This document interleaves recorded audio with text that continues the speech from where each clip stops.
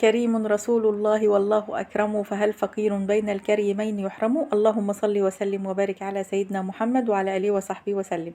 ازيكم حبايبي؟ عاملين ايه؟ يا رب تكونوا في احسن صحة واحسن حال. يلا بينا بقى نعمل فطار حلو كده يفتح النفس كده، بشوية تحابيش كده، وكل حاجتنا موجودة في البيت من غير ما ننزل ولا نتعب نفسنا ولا نضطر ننزل نشتري فول وفلافل. كل حاجة ان شاء الله موجودة عندنا في البيت. واول حاجه هنعملها زي ما انتوا عارفين كده، كل ما فيش حد ما بيحبش البطاطس المحمره. هنجيب البطاطس ونقشرها كده ونقطعها صوابع كده وايه، ونظبطها وان شاء الله الفطار يعجبكم النهارده من غير ما تنزلي ولا اي حاجه. زي ما انتوا شايفين كده انا قطعت البطاطس، وهبتدي بقى ايه اقطعها صوابع. تقدري تقطعيها بالسمك اللي انت عايزاه، يعني في ناس بتحب تقطعها رفيع، وفي ناس بتحب تقطعها كده وسط، وفي ناس بتحبها تخينه وتكون طريه. انت بتقطعي زي ما انت عايزه. هنا كده انا هولع برضو النار، وهحط برضو بتنجانيه كده تتشوى معانا، وهنعملها ان شاء الله بخلطه حلوه قوي. هنا كانت العين التانية، وحطيت الزيت وطبعا سخن.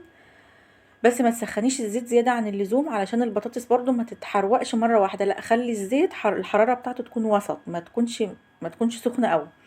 هنا بقى انا معايا الفول، عامله اكياس الفول وكياس عجينه الفلافل عندي في التلاجة، علشان ما تضطريش انت تنزلي. الحاجات دي بتبقى موجوده معاكي في البيت وبتسعفك كده في اي وقت عايزه تعملي عشاء، تعملي فطار من غير ما تنزلي تشتري فول وفلافل، او ما عندكيش حد تشتري والكلام ده كله. هنا بقى هجيب الكبه وعجينه الفلافل، انا كنت مطلعاها من الفريزر ففكت. فبتحطي القطعه بتاعه المضرب البيض دي، وتحطي فيها الفلافل انا بسيبها خشنه شويه. لما باجي اعملها بحطها ايه اللي هي العجينه بتاعتها، بحطها في الفريزر تكون خشنه شويه. ليه بقى؟ لان انا بحط لها حوالي معلقتين 3 كده من الميه، وبالكف ده بتدي لها فوران، وبتدي لها كده ايه، نعوميه حلوه. حطيت لها شويه كزبره و...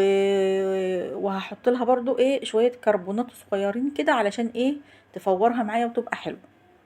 زي ما انتوا شايفين كده لما بتحطيها في الكف ده، او ممكن لو ما عندكيش الكبه دي، تعمليها بالمضرب بتاع البيض اللي هو اللي بالكهرباء، برضو هيديكي نفس النتيجة. زي ما انتوا شايفين كده اكني شارياها بالظبط، واكني لسه مطلعاها من الحجر او جايباها عجينة من عند بتاع الفول والفلافل. شايفين شكلها ما شاء الله عامل ازاي؟ جميلة جميلة جميلة. ويا ريت نعمل كل حاجة في البيت، لان كل حاجة بقت غالية نار. وطبعا لما نعمل حاجة في البيت بتكون اوفر وبتكون انضف بكتير. وهنا الفول برضو ايه كان طلع كده. وهنا دي دقة يعني الفول كان فك من التلج، وسخنته في الميكروويف وايه، وحطيت عليه الخلطة دي انا عاملاها دي الفول بتاعة العربيات اللي هي بتبقى الازايز دي، انا بعملها في البيت برضو، وان شاء الله الفيديو هيكون نزل لكم. حطيت معلقة من الطحينة وكده تمام بقى معايا احلى طبق فول. مش محتاجة غير معلقة زيت بس كده تلمع الوش كده وزي الفل. بصراحة خلطة الفول دي بتوفر معايا كتير. هنا بقى هجيب طماطمايه وهقطعها مكعبات زي ما انتوا شايفين كده. نعمل بقى ايه الخلطة بتاعت البتنجان. هي طماطمايه وقرن فلفل، هنقطعهم مكعبات بالشكل ده كده. يعني هنعمل يعتبر فطار او غدا اقتصادي، من غير طبعا البيض اليومين دول غالي جدا، ونفس الحكاية الجبنة، فتقدري تتصرفي تعملي احلى فطار او احلى غدا من غير ولا بيض ولا جبنة. زي ما انتوا شايفين كده حطيت كله في الطاسة، الطماطم والفلفل، وهقطع معايا فصين من الثوم بالشكل ده كده. هنا البطاطس كانت اتحمرت معايا زي ما انتوا شايفين كده.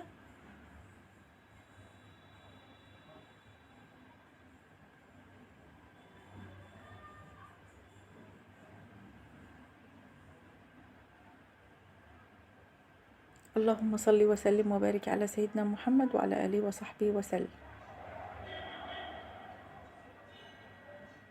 هنا بقى معايا الفلفل والطماطم، هحط عليهم 3 4 معالق كده من الزيت، وهولع عليهم النار،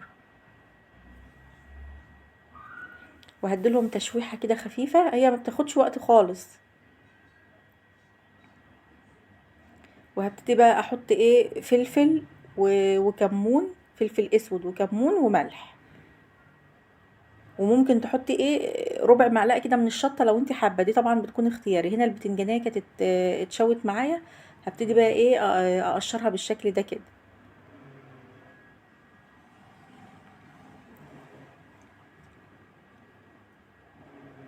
اللهم صل وسلم وبارك على سيدنا محمد. اللهم صل وسلم وبارك على سيدنا محمد. زي ما انتوا شايفين كده هبتدي ايه انا كده قشرتها كويس، وهبتدي بقى ايه اقطعها بالسكينه كده واهرسها كده او بشوكه او اي حاجه.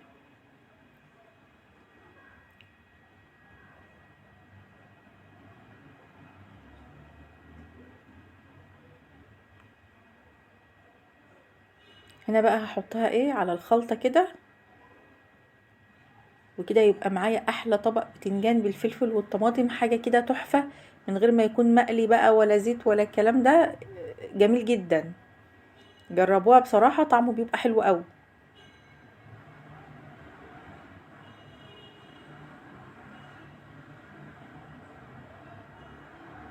هنا بقى هجيب الطبق وهفضيها فيه، وهفضي البتنجان فيه زي ما انتوا شايفين كده. حاجه كده بصراحه تفتح النفس. وهنا بقى برضو عندي مربة الفراولة عملناها مع بعض قبل كده، شايفين ما شاء الله جميلة، وانا عاملاها برضو في البيت، يعني بصراحة كل حاجة في البيت. هنا بقى حتة جبنة قديمة طبعا بالليمون كده واعصر عليها ليمونة كبيرة كده حلوة كده تديها مزازة، وهحط عليها معلقتين من الطحينة زي ما انتم شايفين كده. ويا سلام بقى لو بصل اخضر بقى مع الجبنة القديمة بالطحينة والليمون، وهقطع عليها برضو طماطمية كده زي سلطة كده، يعني ايه طماطم وفلفل وجزر كده، او طماطم بس، او طماطم وخيار زي ما انتوا شايفين كده. بقى معايا احلى طبق جبنة كده قديم كده يفتح النفس، ولو بصل بقى زي الفل. ده لوحده يتاكل لوحده كده، احلى مزاج بصراحة. هنا بقى كان معايا الزيت برضو ولعت عليه تاني. الفلافل طبعا بسيبها اخر حاجة علشان ايه ما تبقى سخنة. زي ما انتوا شايفين كده هقلي الفلافل،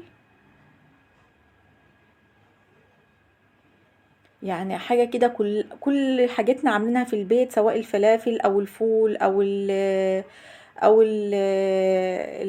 المربى، يعني حاجة كده كلها في البيت، وحاجة نظيفة وحاجة اقتصادية وموفرة، من غير ما نكلف نفسنا ولا نضطر ننزل نشتري بقى فول وفلافل والكلام ده كله. واحلى فطار او احلى غدا كده اليوم اخر الشهر كده، لما يكون اخر يوم في الشهر، تقدري تعملي كده حاجة والله تبقى تفتح النفس بصراحة. زي ما انتوا شايفين كده الفلافل بسم الله ما شاء الله جميلة جدا وحلوة ومقرمشة. وهنا طبعا عندي برضو المخلل بتاعنا برضو كله في البيت اهو، ما نزلناش خالص، ولا نزلنا نشتري مخلل ولا نشتري فول وفلافل والكلام ده كله. هنا انا عندي لفت، وعندي ليمون وكرنب وبتاع ده وقشر يستفندي، ده بيبقى حلو قوي في المخلل، بصراحة بيبقى جميل. كله يعني كله كده في البيت احلى فطار. وهنا برضو الزيتون برضو انا عاملاه في البيت ما شاء الله، يعني يا رب تجربوه كده اهو بصوا، وقطعت طماطم وخيار وجرجير وزي الفل. واشوفكم في فيديوهات جديدة، ويا رب يكون الفيديو خفيف و... وعجبكم، واشوفكم في فيديو جديد ان شاء الله. والسلام عليكم ورحمة الله وبركاته.